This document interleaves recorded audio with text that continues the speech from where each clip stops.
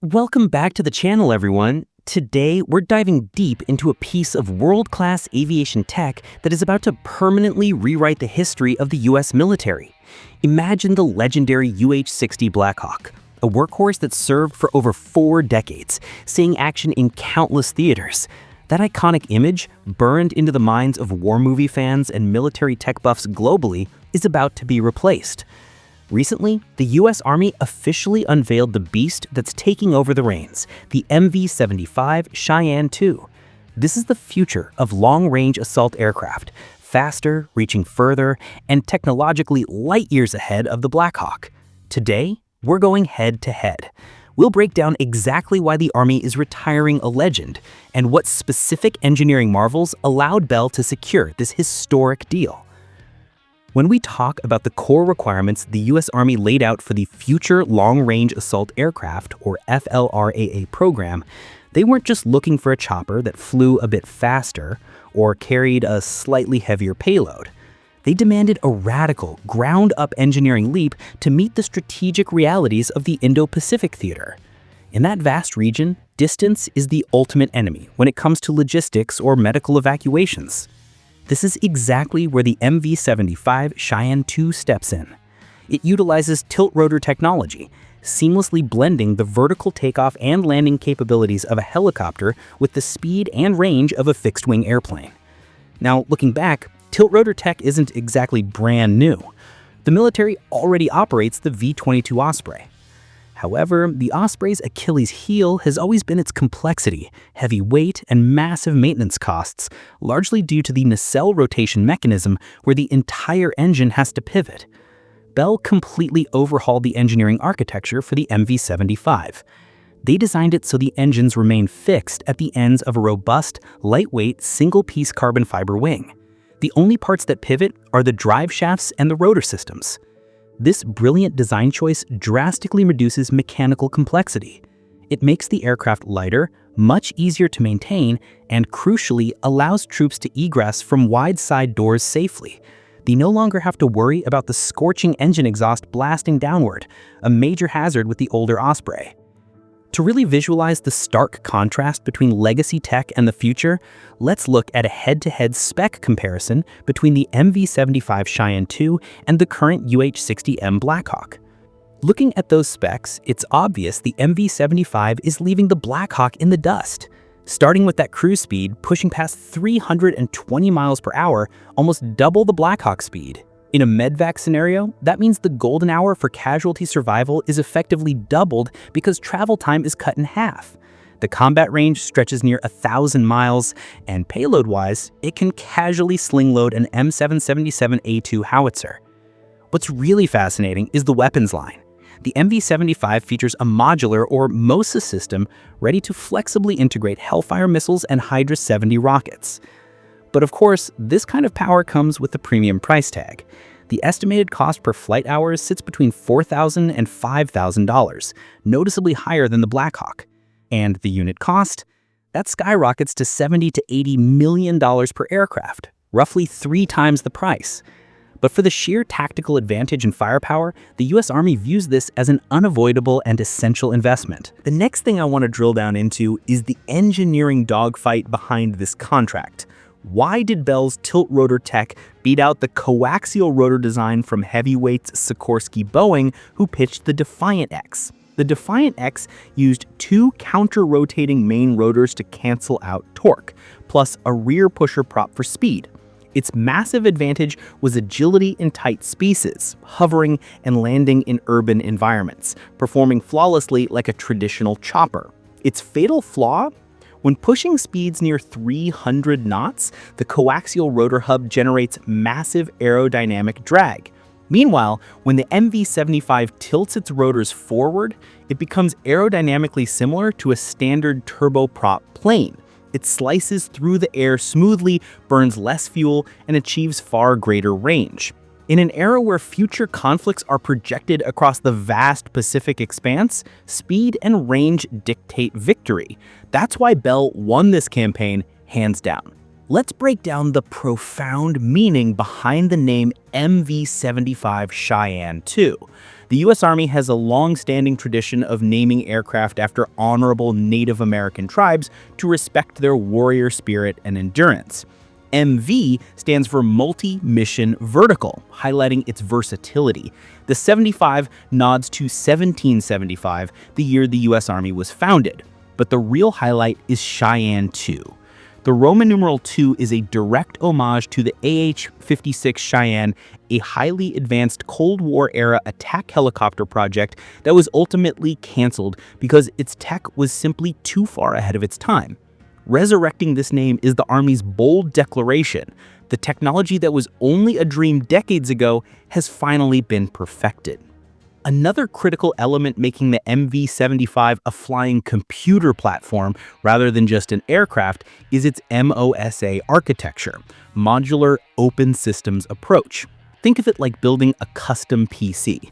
Historically, a helicopter's sensors, radars, and weapons were locked to a single manufacturer. Upgrading meant tearing out the whole system and paying exorbitant licensing fees. MOSA is an open plug-and-play architecture.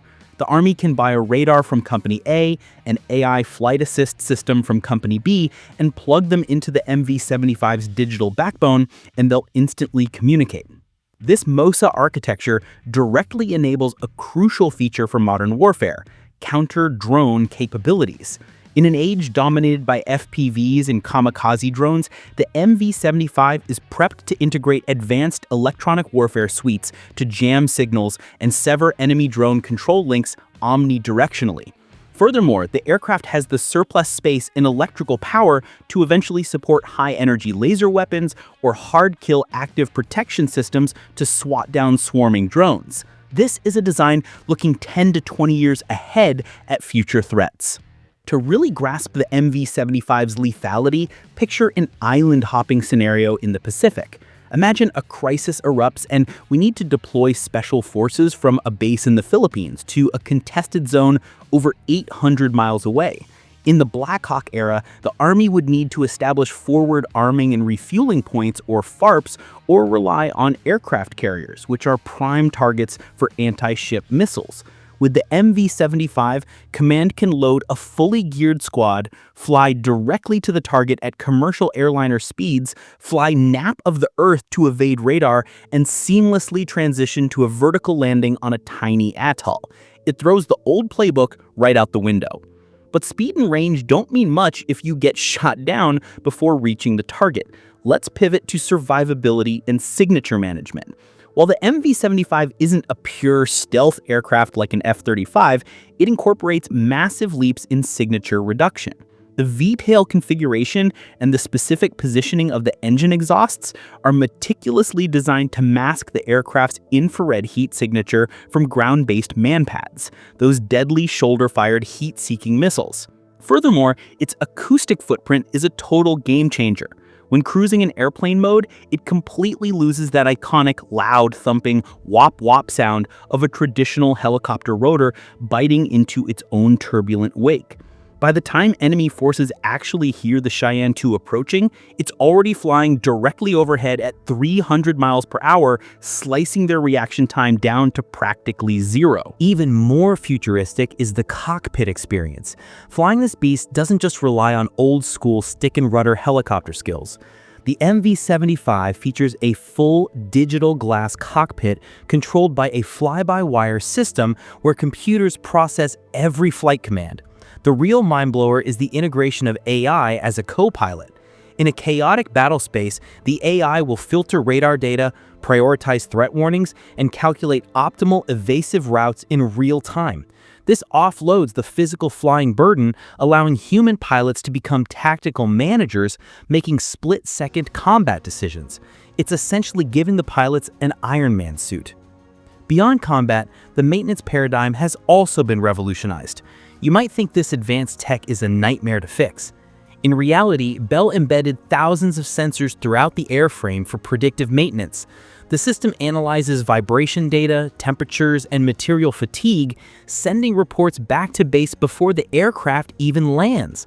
It tells crews exactly which parts are degrading and need replacement, drastically minimizing downtime and keeping readiness rates sky high, solving a major headache the Osprey always suffered from.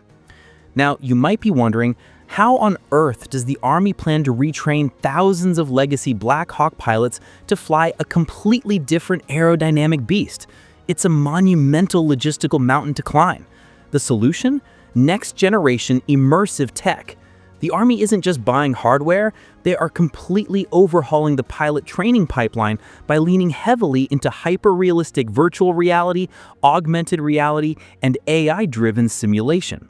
Long before a pilot ever steps onto the tarmac or touches real flight controls, they'll be logging hundreds of hours in a high-fidelity digital twin of the MV-75.